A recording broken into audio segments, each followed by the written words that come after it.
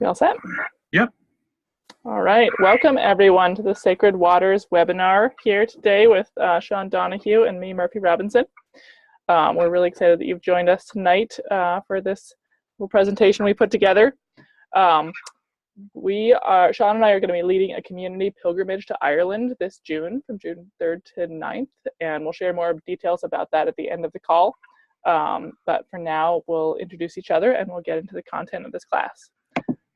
So Sean Donahue, who I'm really excited to be working with, is a poet and herbalist who's deeply influenced by Gaelic history and culture.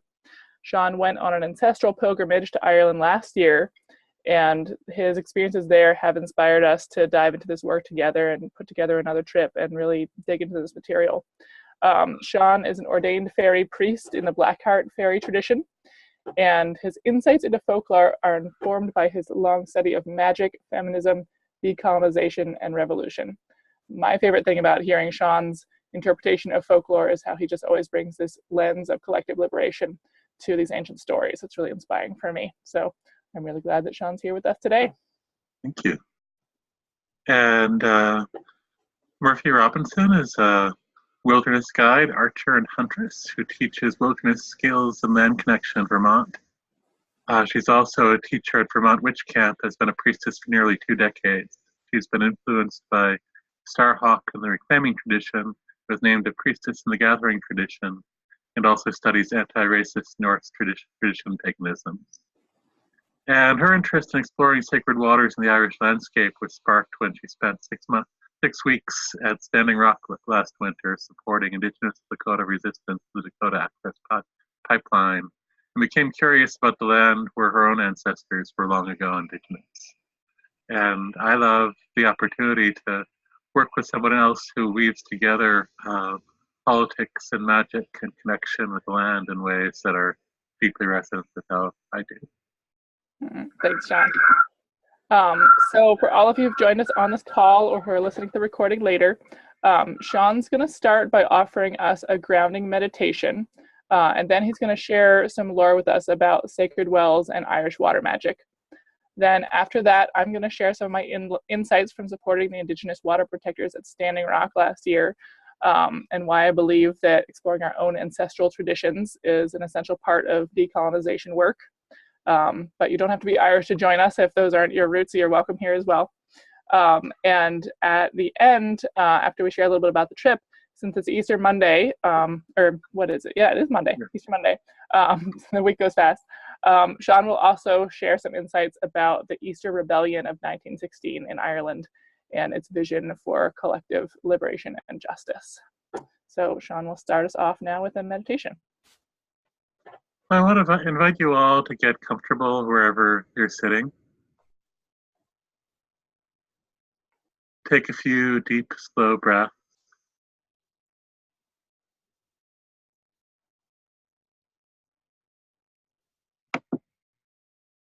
Feel the ground beneath you, supporting you.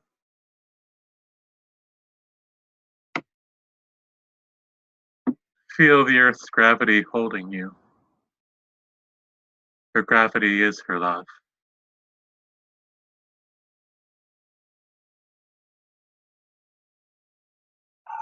And as you breathe out again, feel the cord going down from the base of your spine, through chair and floor, and basement and foundation, through dark, rich soil, where roots and mycelia intertwine, carrying messages, through sand and gravel, through the dark, cold waters of the other world,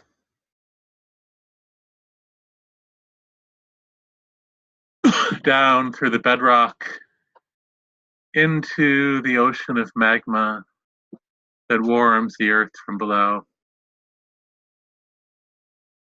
all the way down to the core of the earth, iron at once solid with pressure and molten with heat.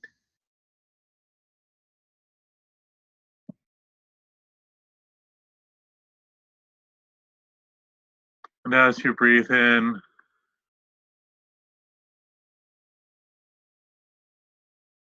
draw up the heat from the core of the earth, breathing it in through your sex, letting it fill the cradle of your pelvis and flow down your thighs, into your calves, into your feet and out to the tips of your toes. Let it fill your belly and your chest and your shoulders, flowing down your arms and into your hands and out to the tips of your fingers.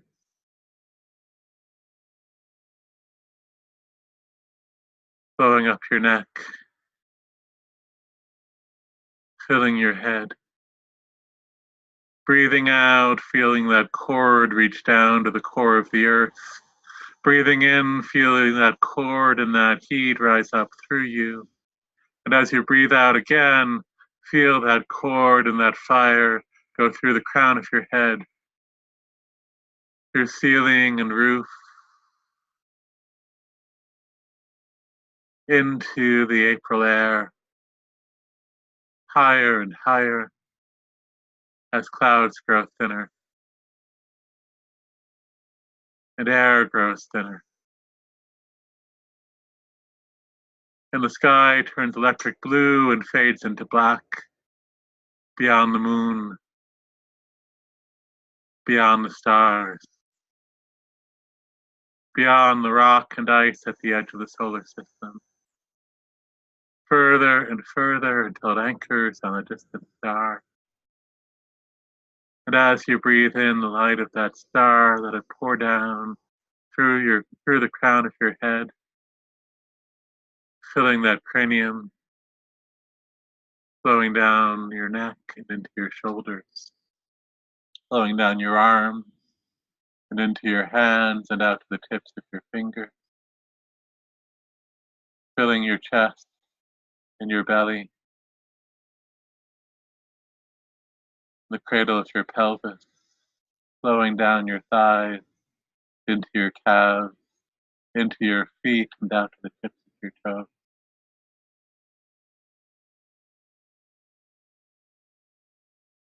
Breathing out, feel that cord reach down to the core of the earth and up to that distant star.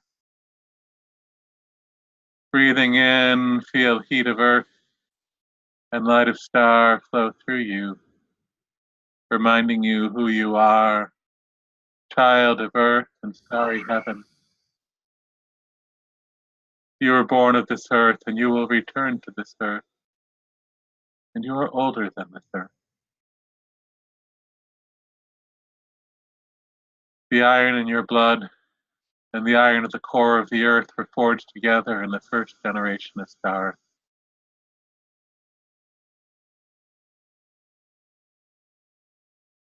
The hydrogen contained in the water that makes up most of your body is older than the oldest star. First exhalation of ecstasy, cooling into matter from the fiery flow that came when darkness looked on darkness self and fell in love and lost with darkness' own reflection. Then the heat of passion in the flow of love expanded outward, dividing self again and again for the sake of discovery. Then a sound that contained all sound, the darkness that became the mother of all things, called your name, setting forth energy and matter to dance into the form of clouds of dust and gas that gave birth to the stars or the furnaces that forged the elements of your body. Stars that were born and died until around the third planet from one of those stars, water flowed and lightning struck, and life began to dance through 1,000 forms until it became you, exactly as you are, called forth in perfection from the darkness that became all things, that became you. Deep beneath all the stories of shame and fear and guilt, this is the truth of who you are. You hold its memory, the memory of that darkness in the space between your heartbeats, and the memory of that pulsing ecstasy in the pulsing of the heart in diastole and systole.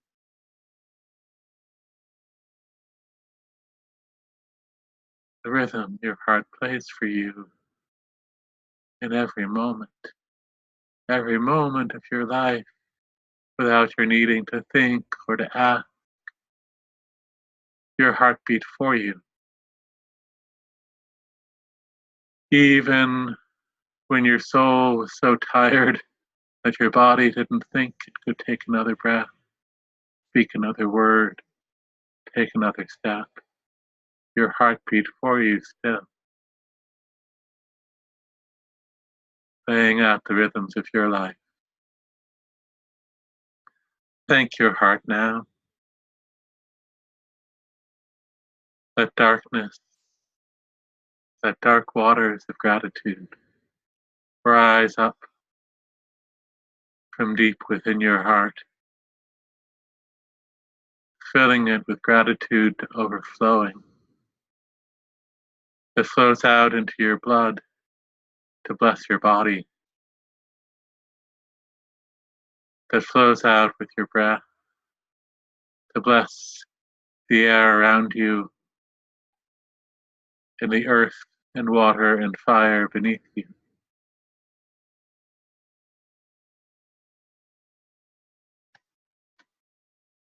To bless the moon and the sun and the solar system. To bless the galaxy and the sea of galaxies that it flows within. To flow all the way out to the edge of the utter darkness, blessing all things. And as you breathe in, draw that gratitude back from the edge of the outer darkness, flowing in with your breath, going into your blood, flowing back to your heart.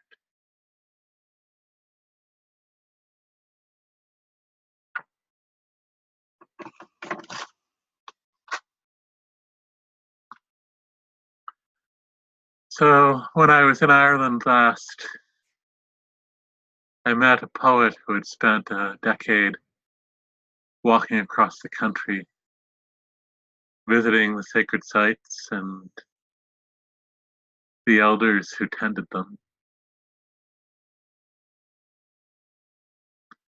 And he told me that one of his inspirations was an Irish philosopher named John Moriarty, who tried to resurrect an animism from the landscape and the mythos and the traditions of Kerry in the west of Ireland, where he grew up. Moriarty died a few years ago. And it was interesting thinking about the theme of this call and the weaving together, that it was Moriarty's spending time with Indigenous people in Manitoba that made him interested in the question of Irish animism and Irish Indigenous identity. I want to read briefly from his book, Dreamtime.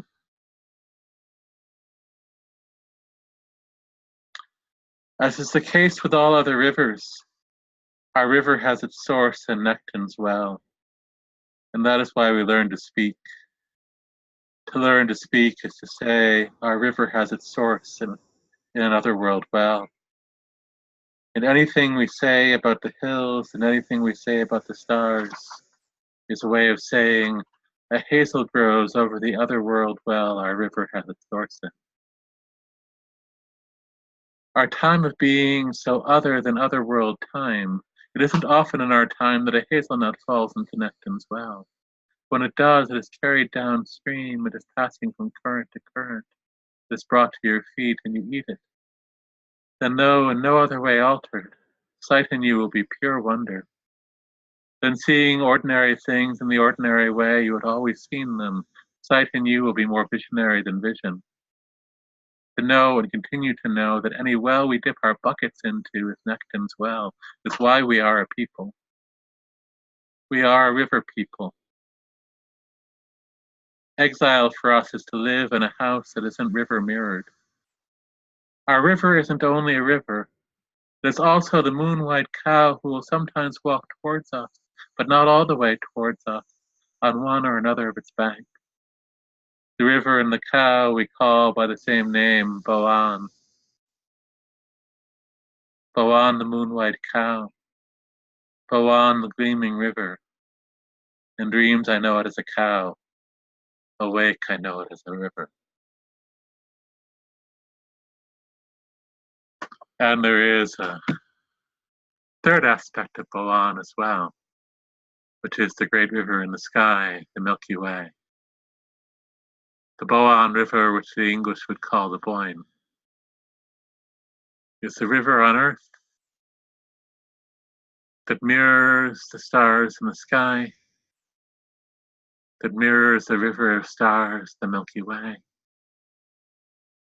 that rises from another world well, the source of all waters. At the source of all waters in a deep pool the salmon sleeps, and sometimes stirs, eating the hazelnuts that flow from the tree, and sometimes swims upstream.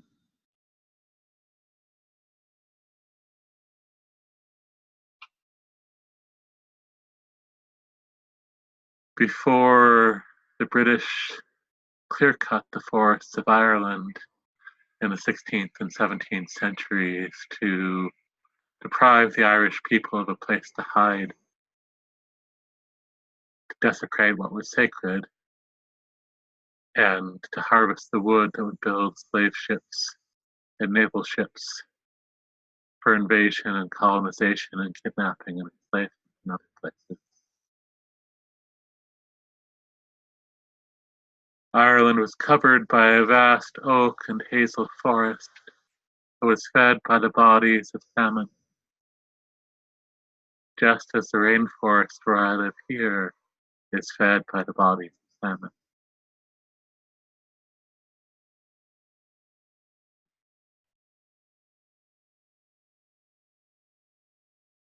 A person's life force, a person's health, in the old Irish way, was identified with the salmon of life, the salmon of health.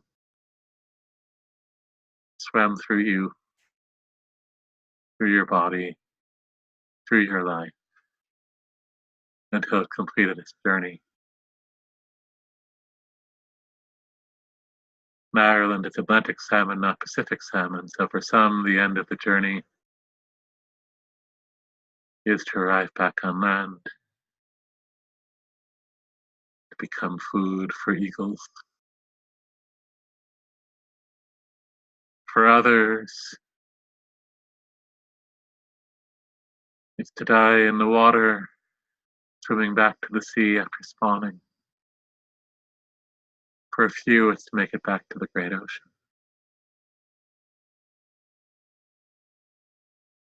Our life is a salmon swimming up from the other world well, through the waters of the world, through the waters that become us.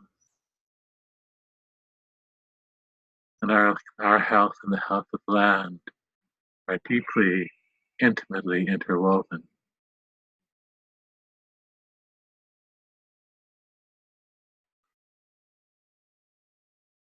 Whatever lies in the soil of the waters filter up from the other world through, gets carried by the water into our body, where it gets held till it gets released again. The soil is the fascia of the earth. What exists in its fascia ends up in our fascia. One place or another, it ultimately, hopefully, gets metabolized. And the waters of the wild wells are waters from another time. The water you drink from a wild spring has been under the earth for hundreds of years. In many places, it will be tan, carrying the tannins from the peat that have filtered up through.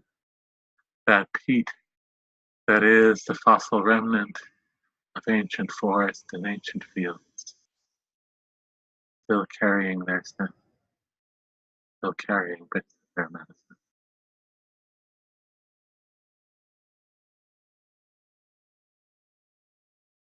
It was to the wells that people go to pray for healing still. Once upon a time, it was Breed they called upon, now it's St. Bridget. But neither she nor the people who come to her make much distinction. Still the same wells people have gone to for thousands of years, tying their prayers with bits of cloth to the puri trees, the hawthorn trees that grow where the water flows behind the well, and coming down to the well to pray and to gaze into the waters and to hope to see the image of a salmon in the water, which will tell them their loved one will be healed.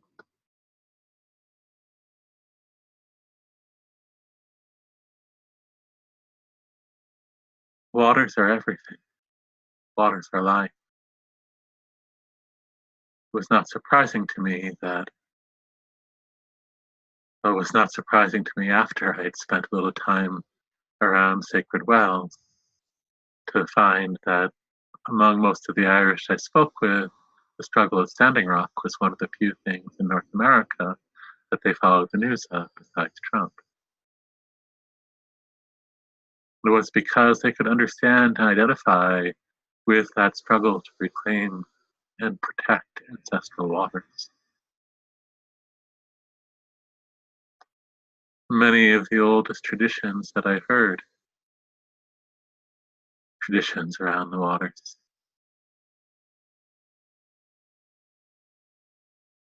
In some parts of the countryside, there are still a few old women who know the Pishog, the curse done with the blackthorn.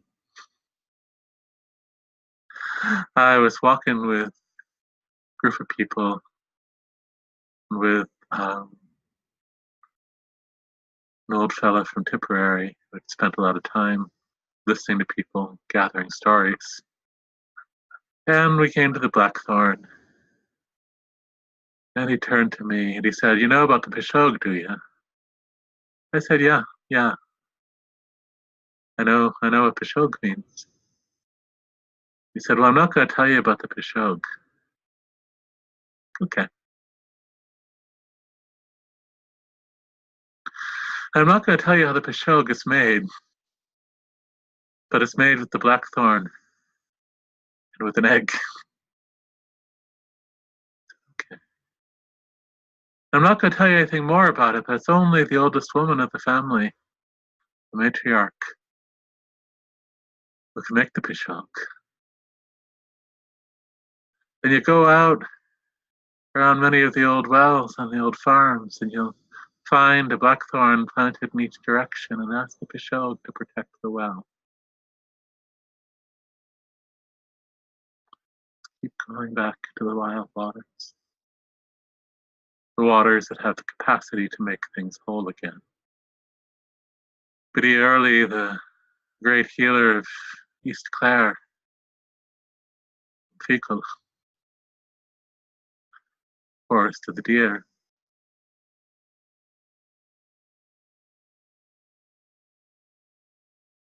Is known by history as an herbalist, but mostly she healed people by giving them water in a small blue bottle that was given to her son by the other crowd.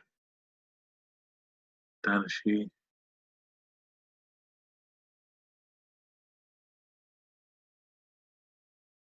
And she would bring them, they would come to her house looking for healing, thinking they were going to tell her their story. She would meet them already in the road, and she would tell them their story.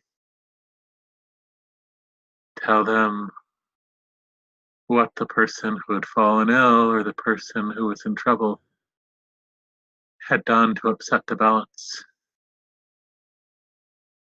what they needed to do to make it right, and give them the water that would be the reminder of how to bring yourself back into right relation with the other world. Now, when we say other world in this culture, people tend to think that we are speaking of another dimension. But from an old Irish view, the other world and this world are part of the same great world. The other world is a very real place. Just as I will never set foot on the summit of Mount Everest, or at the bottom of the Marianas Trench, or on the surface of the moon, but I know those all to be geographical locations, same is true of the other world. The other world is more than that. The other world is also another way of seeing, a way of understanding the unity of all. Manannán mac Lir, Manannán, son of Lir, Lir, the great god of the sea. Manannán said that when he looked out upon the waters, when he looked out upon the waves, where others saw ocean, he would see a field of wildflowers.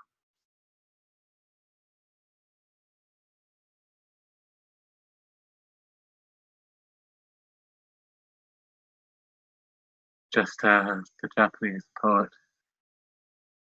Dogen said that rivers are swiftly moving mountains of water, and mountains are slowly moving rivers of stone.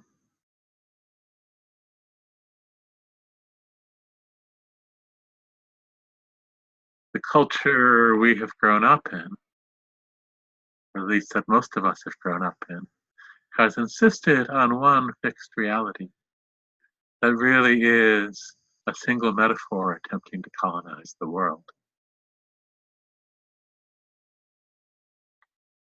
From an atomist standpoint, it is not strange and it is not metaphorical to say that a river and a galaxy and a milk white cow are all the same thing. After all, they're all flowing. So are you, so am I, so are we. Moriarty said that it was at the other world well that he learned that being human was a habit that could be broken, and learned in his dreams to take new shape and take form that he would find himself still in when waking. Through connection with these waters, we understand the unity of all things. We understand how we flow with all things and all things flow through. And we understand that what makes us a people is to know that every well we dip into is Necton's otherworld well, and that we are drinking those waters, those wild waters of the other world. And so I want to give things over to Murphy now for a moment, for more than a moment, to speak about sacred waters on this continent and her experience at Standing Rock and how it connects with all of it. Thank you, Sean, for sharing all of that. And apologies to those of you who are watching along on video. It's a little dark in my image. I'm doing this by candlelight in my tiny house. So the wonders of technology. Um, I loved what you shared from John Moriarty about a house that is river mirrored. That's a beautiful phrase. And here in Vermont on the mountainside where I live and where I teach, there's an amazing brook that by the settlers is called Hancock Brook. I haven't yet learned its indigenous name. And it has just recently been freed from the ice and the snow that have covered it and kept it quite silent all winter from my perspective. And now it's rushing and roaring and frothing with spring snow melt. And so you probably can't hear it on the call, but it's kind of the music to this class in my ears. So thank you to the spirits of the river, and thank you to the spirits of fire that are lighting my house today. So I didn't think much about sacred waters in North America until I went to Standing Rock. I had done a lot of backpacking in the mountains, leading a lot of wilderness trips, that sort of thing. And so I was very used to drinking from wild streams and things like that, and seeing them as a water source, a resource, something to value. But when I had spent a year abroad in England and gone hiking around there, that's when I was like, oh, this is a sacred well. Like the Druids and the people here consider this a sacred well. So this is very special, and this deserves a special respect. And somehow I didn't make the connection to value my North American waters in the same way. But when I went to Standing Rock, I saw and joined in with people who were honoring the water of that river just as deeply as any sacred well is honored in Europe. And people who are putting their lives on the line to protect this water and all the water downstream from it. And I witnessed some pretty extreme front lines violence when I was at Standing Rock. I didn't go on the front lines much, but I happened to be there on a couple of the most violent days. And, seeing police firing beanbag rounds from their shotguns and charging with riot shields and just the walls of razor wire and all of those things. Like it was a war zone. It was a true war zone. I was there for 6 weeks, and it was like living in a country torn by war. And it wasn't just like it. It was. And the strength of the people who had been called there, especially the indigenous water protectors, they just had this strength and this certainty of knowing that the water was what was truly valuable, and that their prayers would have great power. And seeing how they were met with such military force from the militarized police presence there in North Dakota, and the basically police troops that were shipped in from all over the country to fight people who were completely nonviolent and basically just praying. It really showed the power. It's like you can't always see your own power until you see how it is met. And the force and the violence with which those prayers for the sacredness of water, how that was met, really taught me a lot. And it basically taught me that capitalism cannot withstand animism. And I want to give just a little definition of animism for those of you who maybe are somewhat new to this term that people seem to be using more and more. This is Daniel Forr's definition of animism from his website, Ancestral Medicine. He says, animism is a way of approaching life that emphasizes relationships. Animists see the world as full of persons, both human and other than human. And they prioritize living in conscious and respectful ways with others. Some examples of other than human people include animals, plants, fungi, mountains, stones, metals, fire, bodies of water, spirits of wind and weather, deities, ancestors, star people, nature spirits, and others we don't have good words for in English. So that's what I mean when I say animism. And there are indigenous animisms from all over the world. The Lakota people and the Dakota people and Nakota people in North Dakota have their own form of animism in their traditions and in their Sundance ceremonies and all of these things. And the peoples from all over the world, including in Europe, have their own animist traditions, and the continued reverence for sacred wells and sacred waters in the landscapes in Britain and Ireland really show that when you're willing to look at it in that light. It's an animism. It's a praying to the spirit of the well, or to the deity of the well, or the saint of the well in modern parlance for many people. That's how they think of it.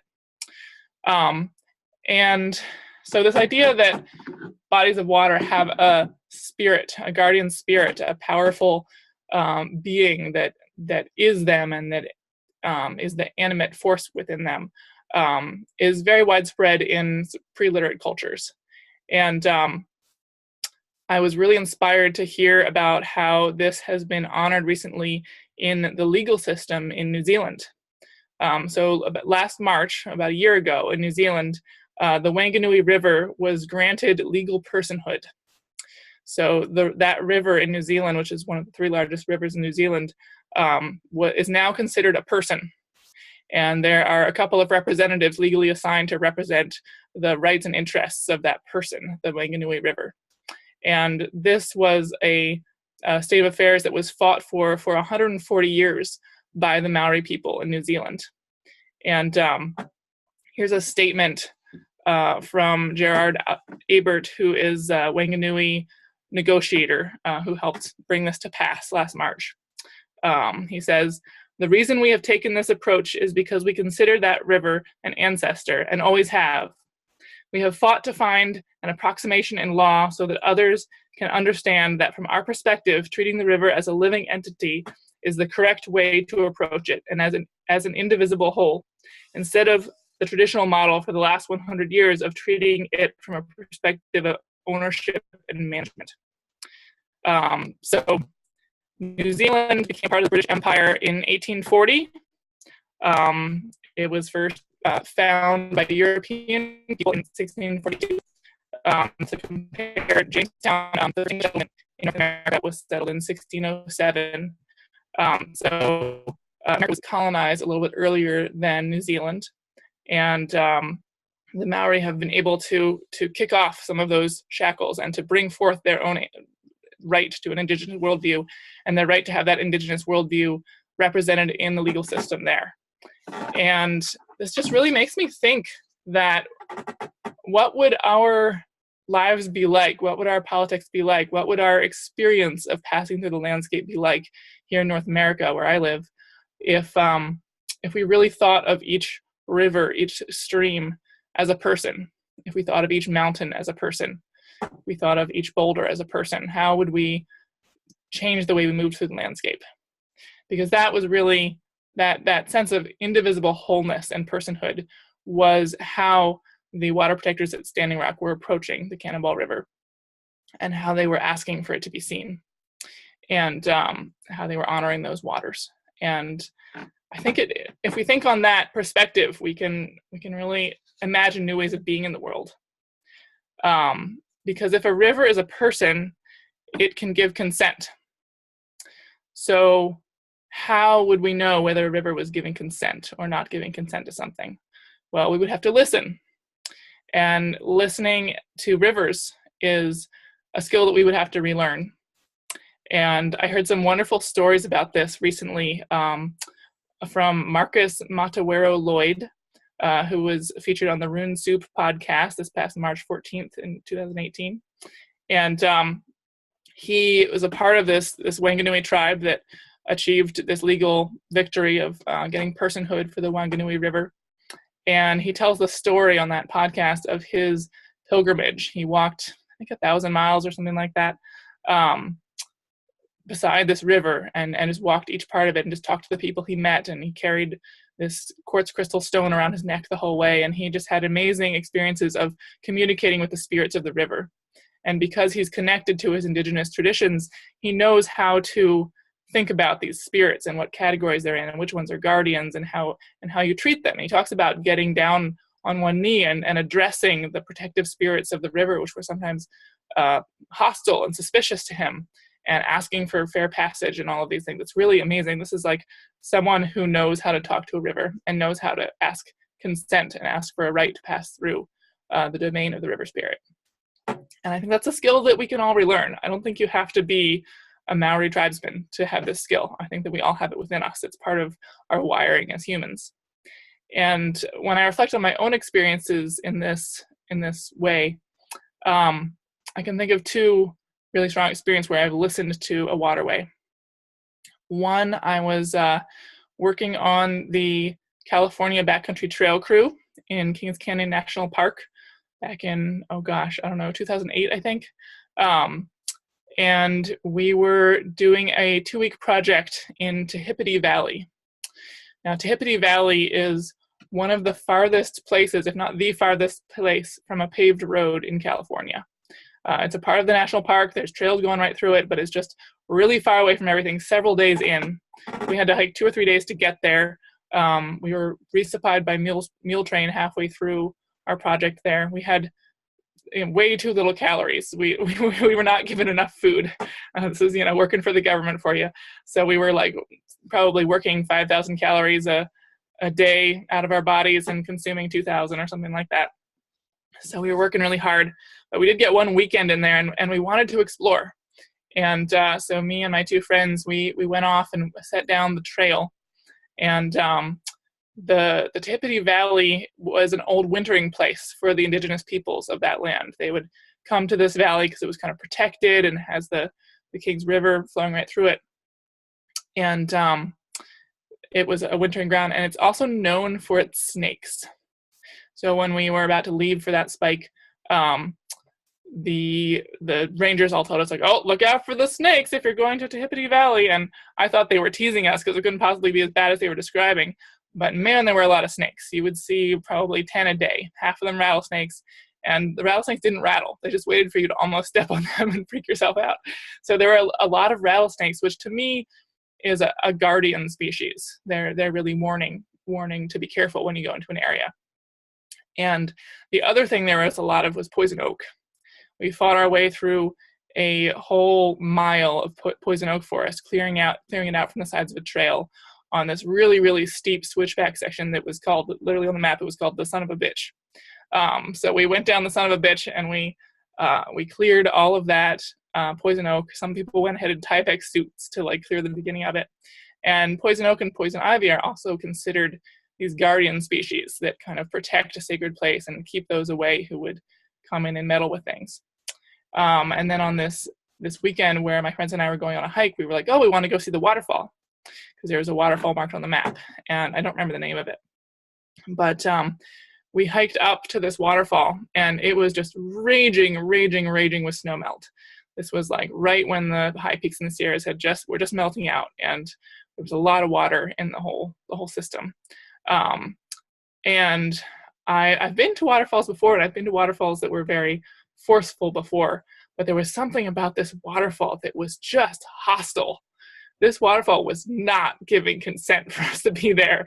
It was just the air was full of this mist that just felt like it was spitting at you, like just driving rain in your face. And but most of it was just a feeling in my heart and feeling in my spirit. I just felt like that waterfall did not want us there. And so we didn't go very close to the waterfall. We just spent a little time, and then we kept hiking through other parts of the valley and dodging the rattlesnakes. But I really felt that place, as the old sacred wintering grounds of the indigenous people there, was not welcoming to us as white settler trail crew. I mean, not everyone on the crew was white, but settler colonialist trail crew folks coming in to clear the way for this sort of enjoyment of backpackers passing through, that the people coming to this valley were not honoring the rivers and the waters and the plants and everything the way that the people's used to there, and that the land was angry about it, and the land bore the scars of the genocide of the people that used to live there, and to honor it well.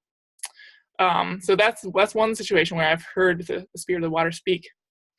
And the other one is a little friendlier story.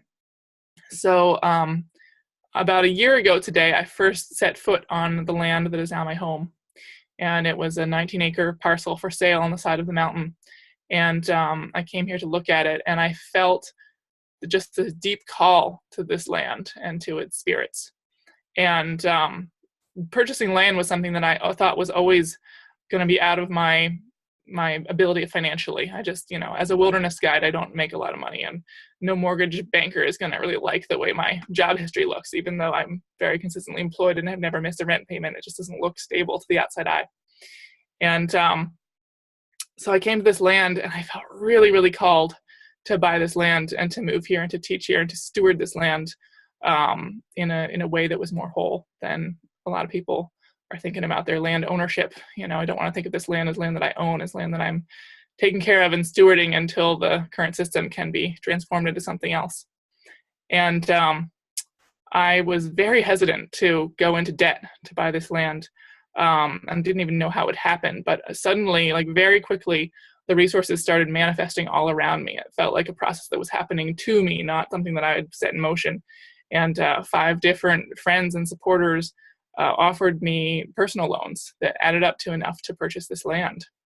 And I still had all this fear in my heart because of the capitalist debt system that we have in our country of like, should I really take on this debt? And so I came to this land over and over again to meditate on this question and to listen to the spirits of the land. And I came and I sat beneath one of the largest hemlock trees in the hemlock grove, which overlooks this beautiful tributary stream that runs into the big brook on my land. And I sat there and I just asked again and again, like, do you want me? Do you want me to be the person who comes and stewards this land? Like, are you sure? Are you sure you want me?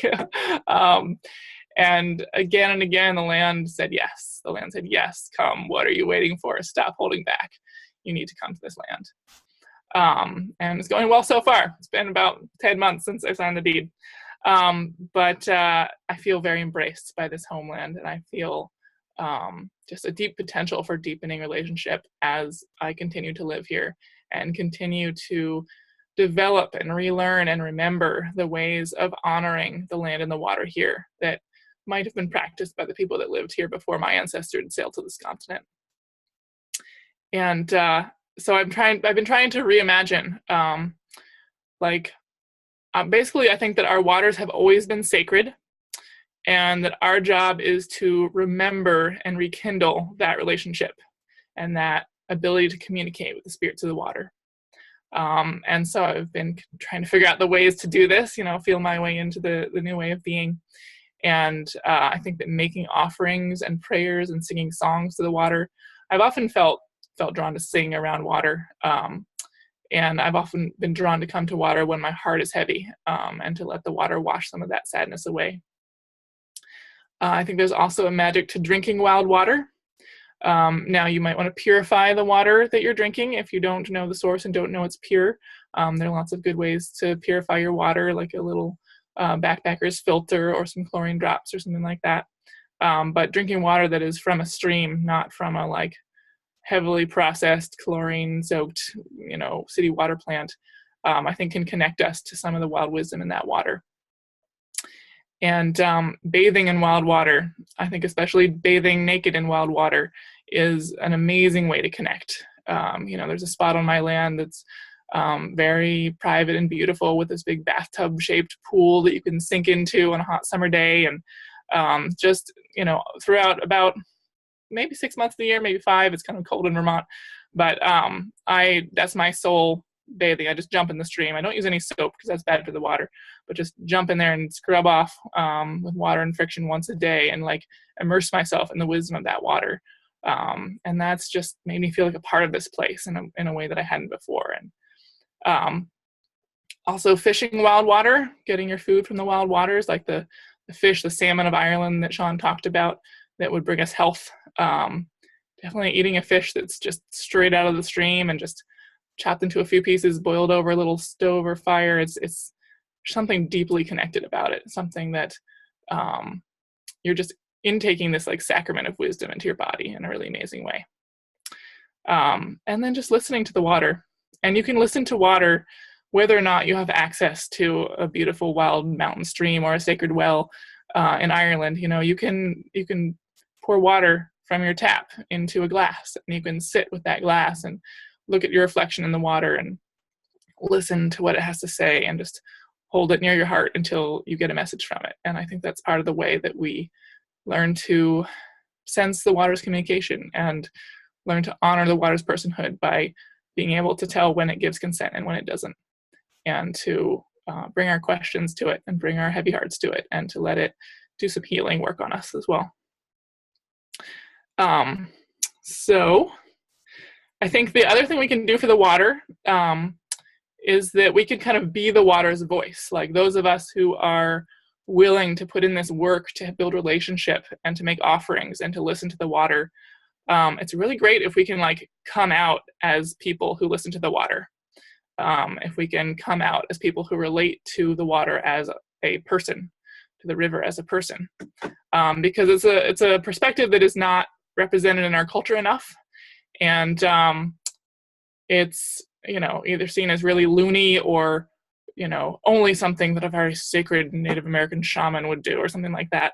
And I think that we need to bring this into the mainstream dialogue and to start talking about rivers as people and start bringing up this idea to people that wouldn't think of it otherwise. And we might get laughed at a bunch at first, but the more we bring this idea into the public consciousness, the more it can begin to take root and start to transform our landscape and our politics. And of course, we must work to protect our local waters from whatever threatens them and support people across this continent and across the world who are protecting their local waters, because water is life and we can't live without it. So learning to have this relationship with water is also just learning to honor our own life and just the interconnectedness of all life, which is true in North America, in Ireland, all over where people have made their homes by the rivers and lived in these river mirrored homes. So that is my sharing on the waters.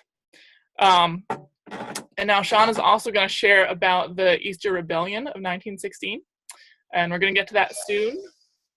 But first, I wanted to tell you a little bit about the trip that we're doing to Ireland. Make sure you know about that opportunity. And Sean has actually been to the place, Crannog, which is the host of our trip.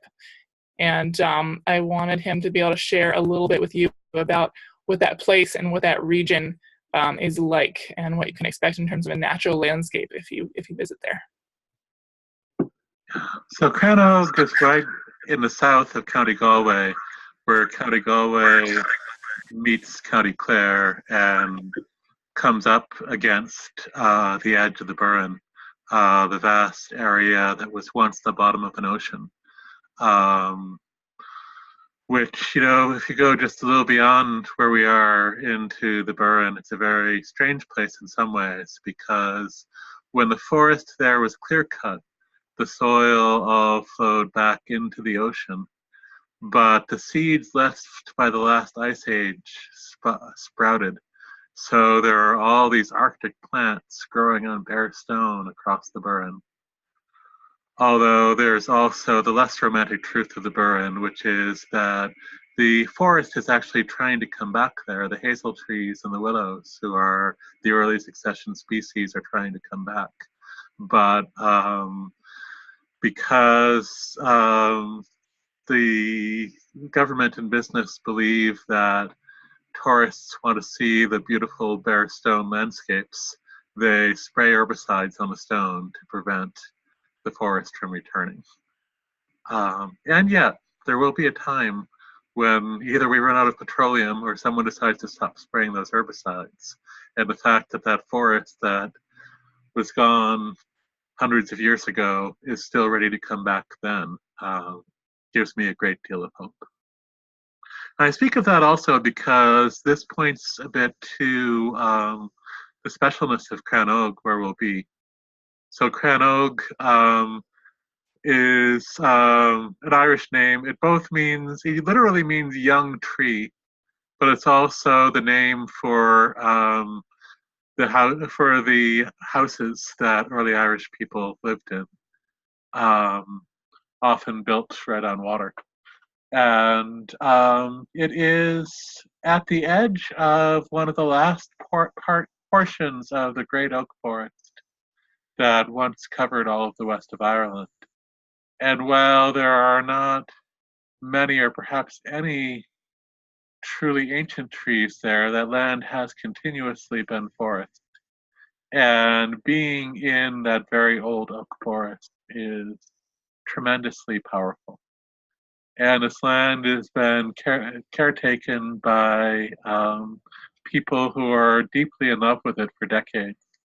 And one of the things I found after a little bit of time there was that there was an old sacred well that some of the farmers in the neighborhood told them about that hadn't been tended in a long time, and they rehabilitated that well.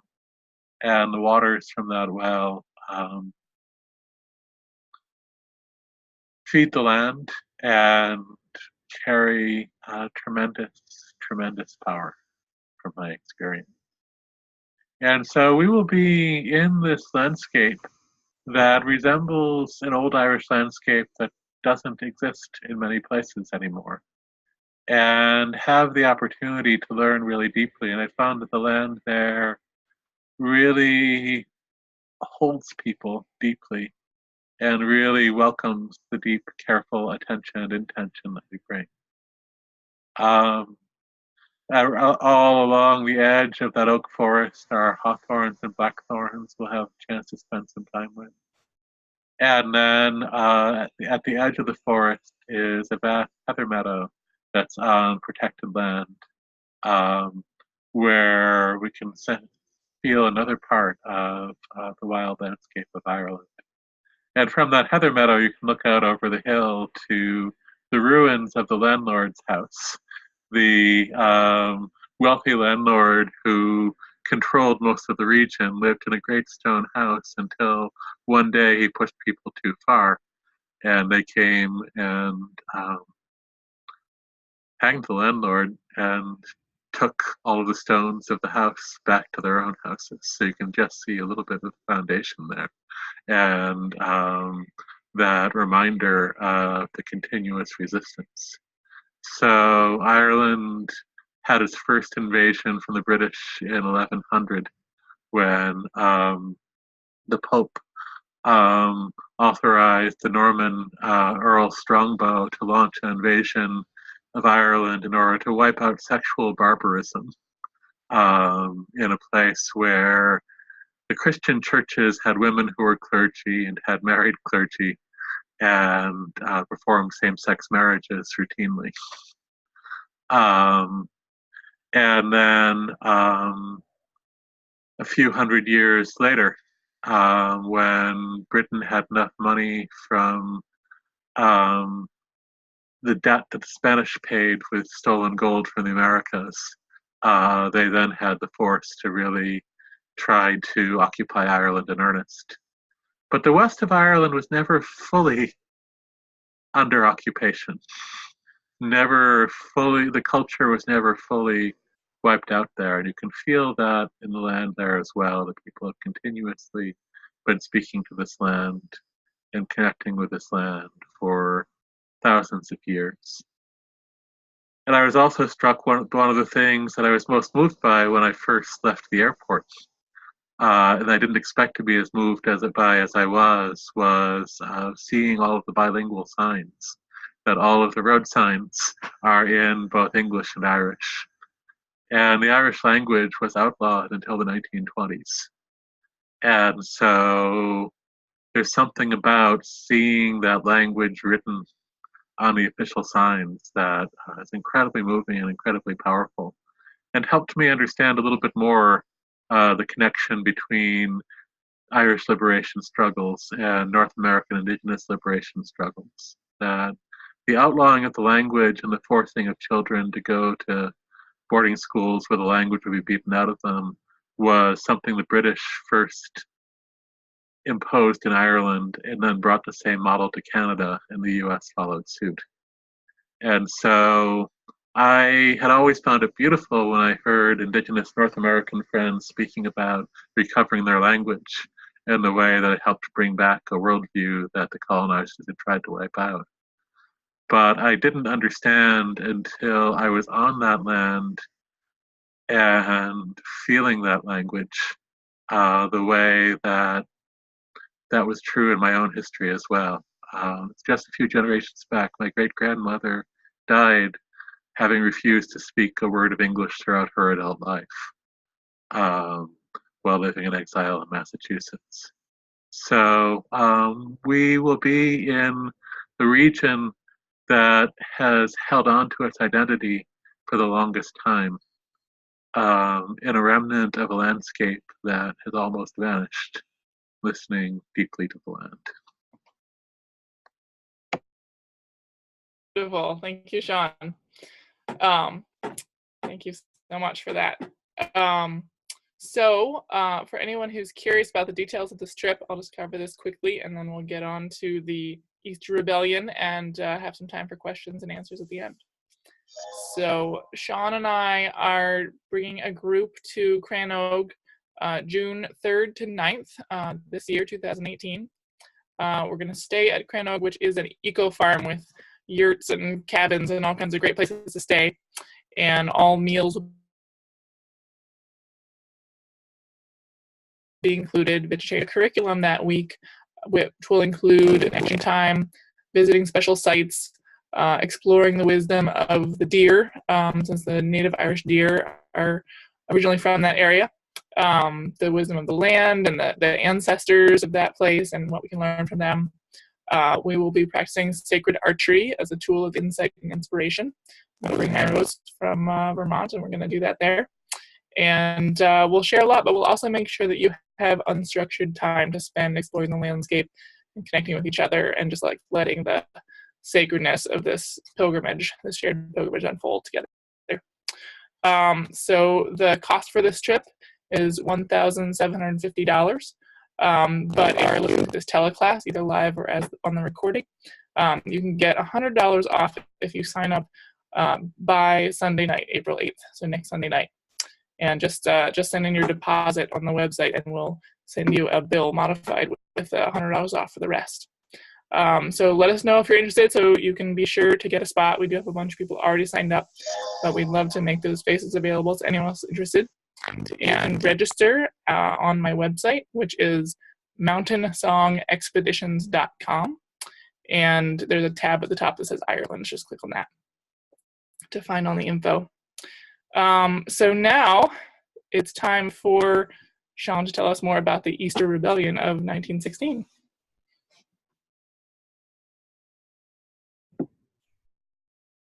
So in 1916, Easter fell on April 23rd, and so we aren't on the actual Gregorian calendar anniversary of the Easter Monday uprising, but today is Easter Monday, so we're on its liturgical anniversary. So in 1916, England was drafting any Irishman young enough or old enough to carry a gun and sending them off to fight for the British Army in World War I. Many were sent to fight in Turkey, and many more were sent to fight in Northern Europe. There were also a lot of ethnic Irish from Australia, many of whom were the children of people who had been deported for their resistance to the British government during the Great Hunger, who were sent to fight in that same war. And among the people of Ireland, there was a growing unrest that young men were being sent off to fight and die in the name of the ideal of freedom in a country that was under occupation, where people were still not allowed to speak their own language or practice their own way of life. And so, gathering in secret, people from different walks of life came together. Among the organizers of the rebellion were James Connolly, the great Union leader and socialist. Many of the people involved in the original uprising were socialists and communists. Pádraig Pearse, who ran an illegal Irish language and culture school, and who, while nominally Catholic, also organized something of a cultus around the great Irish warrior hero Cuchulainn, and who would write the marching song of the Irish volunteers who came to fight in the city that day, who sang, Oro Shedabahawalia, Oro Shedabahawalia, Oro Shedabahawalia, Anishar Haktan Torig. Hey, we welcome you home now that summer's coming. And the first verse of the song was addressed as an apology to the land herself, saying that it was the people's disgrace that she remained in bondage. But then the rest of the song actually was effectively a spell for conjuring the ghost of the great pirate queen Grania Whale, who had fought the British Navy to a standstill in the waters off of Ireland, calling for her spirit to come back and lead a ghostly army to back them up in reclaiming the land. There was Joseph Mary Plunkett, Catholic mystic and poet, who was one of the great military minds organizing the planning for the uprising, who actually was in his hospital bed at the time that the uprising was about to begin. And when poor Pierce sent word for him, he went to join in the fighting. And eventually, Connolly, Pierce, and Plunkett, and a number of the other organizers of that uprising would be executed. Plunkett married his childhood sweetheart, Grace, in the chapel in Kilmainham jail a few hours before he was brought out at dawn to be shot. She would later end up locked in the same jail by the first Irish government for her insistence on fighting for the North to still be free, to be free again. And so, and there were also many occultists who were part of this uprising. The flag of the uprising, the Starry Plough, the Great Dipper, was designed by a member of the Golden Dawn. So there was this pagan and occult influence pouring into the organizing as well. And then the rank and file were farmers and factory workers and craftsmen from all across Ireland who came mostly armed with old hunting rifles. And on Easter Monday, they marched through Dublin and they took control of the General Post Office and barricaded themselves there and raised the flag above it. Set up a telegraph that managed to get news out to the world. And James Connolly, who ran a print shop, had printed up a proclamation the day before that volunteers around the country posted wherever they could post it. It spoke of the vision of the uprising, of what people were fighting for. And I want to read from that proclamation, which was signed also by Thomas McDonough, John McDermott, Eamon Kent, and Pierce, Connolly, and Plunkett, all of whom would be executed. Poblachna Éireann, Provisional Government of the Irish Republic to the people of Ireland. Irish men and Irish women, in the name of God and of the dead generations from which she receives her old tradition of nationhood, Ireland through us summons her children to her flag and strikes for her freedom.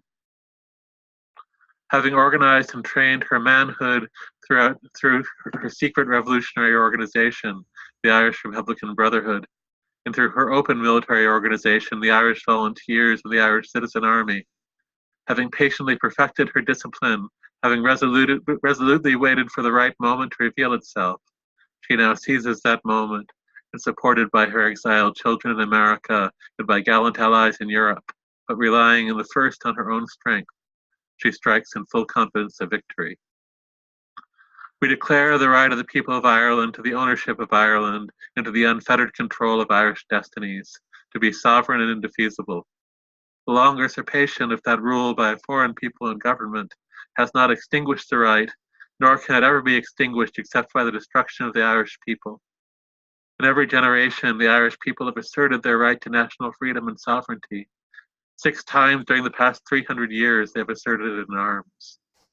Standing on that fundamental right, and again asserting it in arms in the face of the world, we hereby proclaim the Irish Republic as a sovereign independent state, and we pledge our lives and the lives of our comrades in arms to the cause of its freedom, of its welfare, and of its exaltation among the nations. The Irish Republic is entitled to and hereby claims the allegiance of every Irishman and Irish woman.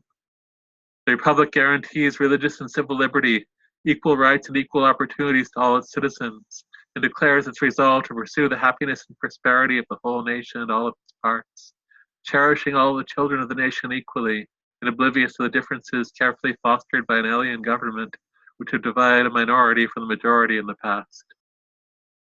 Until our arms have brought the opportune movement for the establishment of a permanent national government, representative of the whole people of Ireland and elected by the suffrages of all her men and women, the provisional government hereby constituted will administer the civil and military affairs of the Republic and trust for the people. We place the cause of the Irish Republic under the protection of the Most High God, whose blessing we invoke upon our arms. And we pray that no one who serves that cause will dishonor it by cowardice, inhumanity, or rapine. In the supreme hour, the Irish nation must, by its valor and its discipline, and by the readiness of its children to sacrifice themselves for the common good, prove itself worthy of the august destiny to which it is called. And so that proclamation went out into the world. It went out by telegraph to the newspapers around the world. It went out, posted in handbills, first in English, but then also in Irish, around the country. And it was a call that captured the imagination of the people and of the world. People held out in the post office for several days under a tremendous assault. It was volunteers training together with old hunting rifles and what handful of military weapons could be stolen from the British barracks up against the artillery of the largest army in the world that, even though it had its attention divided by World War I, still was able to bring overwhelming force to visit on the city and put the city of Dublin under martial law. The signatories of the proclamation were tried in military court, executed in prison along with many others. Eventually, the British government saw that the public execution of the leaders and the shooting down of people in the street was turning too many against them. And so the remaining prisoners were sent to England, where they would become eventually the cadre that would organize the final Irish independence struggle in the years to follow.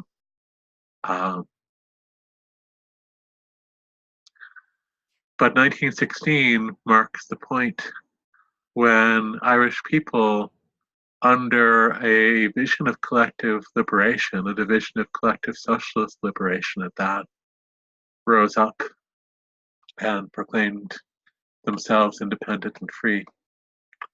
Now, there are two things that are most striking here to me in this proclamation. One is, well, certainly it is locked in a binary gender paradigm being written in the English of 1916. And while treatment of women within the uprising was complex, women were originally included in the preparations, but then prevented from taking combat roles once the shooting began.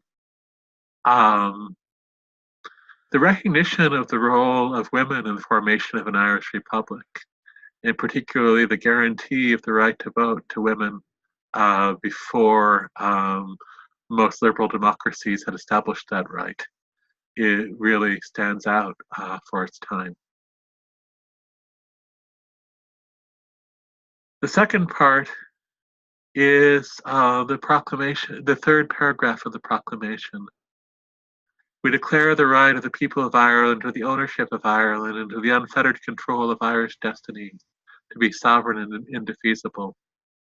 The long usurpation of that right by a foreign people and government have not extinguished that right, nor can it ever be extinguished except by the destruction of the Irish people.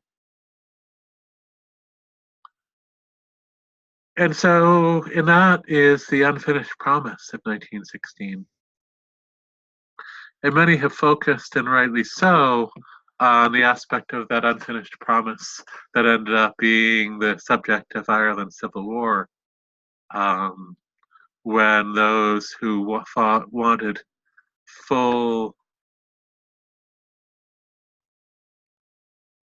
withdrawal of British troops from Ireland fought against those who believed that only compromise could bring independence for most of Ireland in a war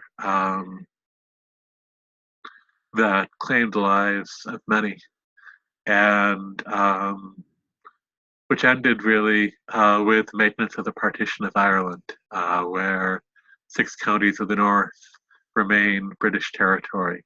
The 6 counties were at the time the majority were ethnic Scots, predominantly Presbyterian, um, whose ancestors had been brought over to be the overseers of the Irish plantations after Britain had broken the Scottish people.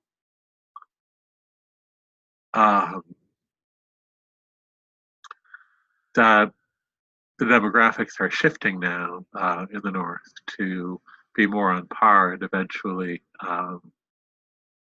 that majority will be a minority. Um, and the far right there is really digging in its heels around continuing to advocate for rule from Britain, and around continuing to prevent the Irish language from being allowed to be used in official documents in the North. Um, and because they hold the votes that keep the Conservative Party in power in London, they call the tune for England's policy in the North. But while that aspect has been long focused on, and that aspect was very much was very much the root of another bloody civil war when, from 1968 until the 1990s, there was guerrilla combat in the north, which initially started off as a nonviolent civil rights movement. Then, when nonviolent protesters were shot down in the street, people took up arms, and when much of the more visionary leadership of that uprising in the North died on hunger strike in prison in 1980, things got much, much crueler and bloodier among those who were trying to do anything they could to fight for independence and had fewer and fewer scruples about who they would kill. So that aspect has had much focus. The aspect that has had less focus is the continued economic colonization of Ireland by multinational corporations and multinational banks who continue to control a lot of the economy, who continue to have a strong influence on a government that never really lived up to the socialist ideals of the uprising that gave birth to it. And so there's an unfinished promise that remains as well around the Irish people controlling the destinies of the land and the people, as long as those global economic forces continue to exert their influence there. But the land continues to call forth the people who will listen. And there is a strong environmental movement in Ireland, a strong social justice movement, a strong movement against things like water taxes that continues to really carry on that vision of 1916 in some important ways. And so, being the liturgical anniversary of that uprising, it felt important to me to pay tribute to those who gave their lives and put their lives on the line for that vision on a Monday in April 101 years ago.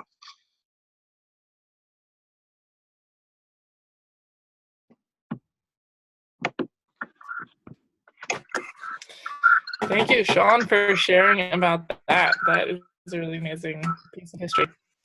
And it makes me excited to go to the land where these heroes, where their bones lie. They still have wisdom for us.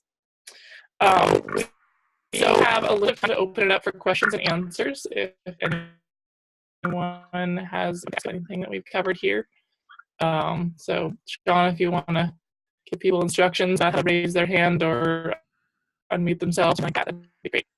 Yeah, so I'm having a hard time actually finding the handwritten button right now. So I'm going to unmute everyone, but then ask you to, if you are not speaking, click on the little microphone next to your name in the participants list or in the lower left corner of your screen so that only the person speaking will be on mic.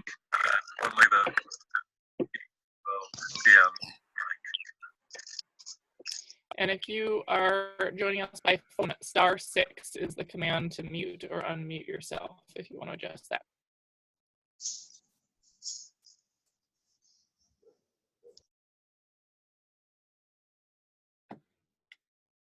Hi, I just wanted to say something. This is Lisa Sterling. I don't know if you know this, but another important historical event in regards to the fact that you were talking about Standing Rock is that April 1st is the day that the first water protectors camped out at Sacred Stone in 2016. I had forgotten that and not consciously thought about that in our scheduling of this season. So thank you for that reminder. Yeah, that's really beautiful. Thank you.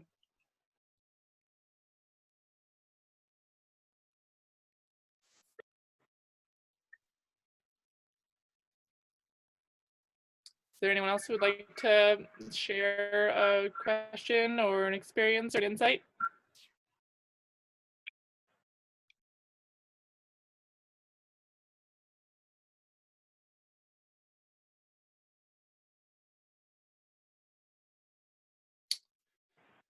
Seems like people may be full, maybe absorbing everything from the call right now. So to be in touch with us by email if you come up with questions or things you want to ask. And if you are not on our mailing list, Sean Donahue's mailing list and the Mountainsong Editions mailing list that I run, you're welcome to get on those about future teleclasses and online events they're offering, things like that, or to get more information about the trip to Ireland.